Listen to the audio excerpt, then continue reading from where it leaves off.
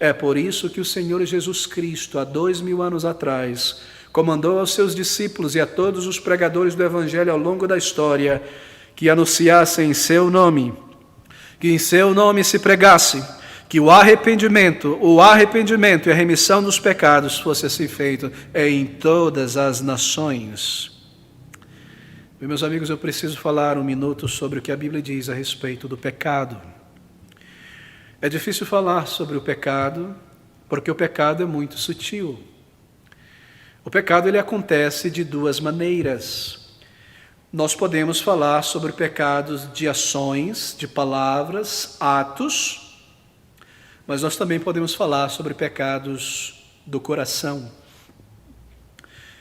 Todas as pessoas entendem o que são pecados de ações, de atos, pecados realizados, são palavras, são atitudes, é um comportamento contrário à lei, à santidade de Deus. E nós pecamos desta maneira o tempo todo, por ações, por palavras. Mas então há algo na Bíblia, isso é importante de compreender. Há algo na Bíblia que é chamado pecado do coração, querido amigo. Eu gostaria de colocar toda a ênfase nesta verdade. E isso se refere à nossa condição interna, a nossa condição interior como pessoas. Não é apenas, diz a Bíblia, que nós cometemos pecados, mas diz a Bíblia e enfatiza isso, que nós somos pecadores. Esse é o estado da nossa alma e do nosso coração. Aquilo que nós somos em nossa natureza, nós somos diante de Deus pecadores. Se você olha para uma pessoa, você pode talvez classificá-las pelos atributos dessa pessoa, não é? Sua altura, o tom da sua voz, se é uma pessoa firme, se é uma pessoa tímida, ele é tímido. Ela é uma pessoa de valor, este é uma pessoa corajosa, mas diante de Deus, quando nós olhamos, quando Deus olha sobre nós, e a palavra de Deus põe a sua lente sobre nós, o diagnóstico da palavra de Deus é que nós somos pecadores. Aqui está um pecador diante de Deus, uma pecadora diante de Deus. Se uma pessoa tem o hábito de mentir, e ela exagera as coisas, e ela está sempre inventando uma mentira, algo fictício, é porque essa pessoa, em sua natureza, em sua alma, é um mentiroso.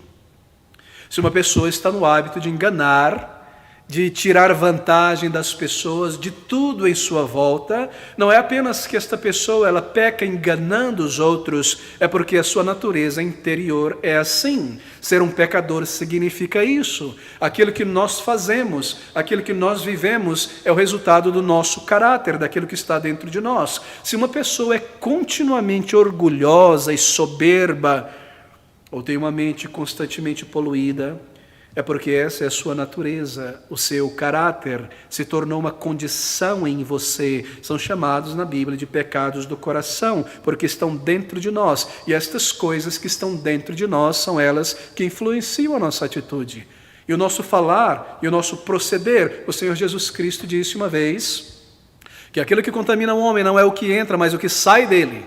Porque de dentro do homem saem o quê? Os assassinatos, as mentiras, os adultérios. Assim, todo o foco da palavra de Deus a respeito do pecado se refere ao pecado do coração. É muito difícil para as pessoas compreenderem isso em nossa nação, porque nós nascemos em uma nação em que nos é ensinado, uma cultura que nos é ensinado que pecar é matar uma pessoa, é roubar um banco, é algo externo, é algo que eu faço. Mas o foco da palavra de Deus é que pecado é algo que está dentro de nós. Toda inveja, todo orgulho, esse temperamento carnal, sanguíneo, e esta inveja, este ciúme absurdo, coisas que estão dentro de nós, que nos levam a dizer coisas erradas e a ferir as pessoas e a pecar contra o nosso Deus. Não são apenas os atos e as ações que são ofensivas diante de Deus. O que é ofensivo diante de Deus, primeiramente, é a nossa disposição interna. Pecados devem ser arrependidos e confessados diante de Deus, ou eles não são perdoados. Eles permanecem lá